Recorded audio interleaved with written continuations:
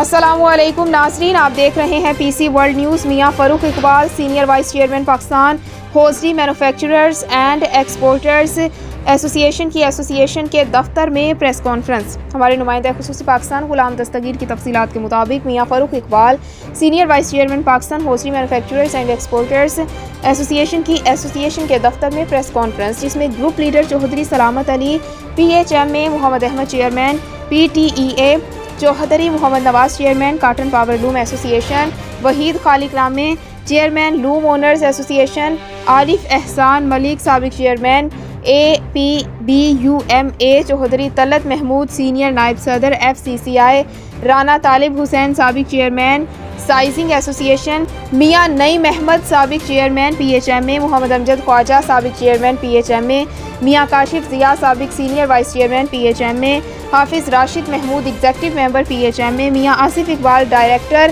Cosy international, دیگر صنعت کاروں، تاجروں اور پی ایچ ایم اے کے ایگزیکٹو ممبران نے بھی شرکت کی۔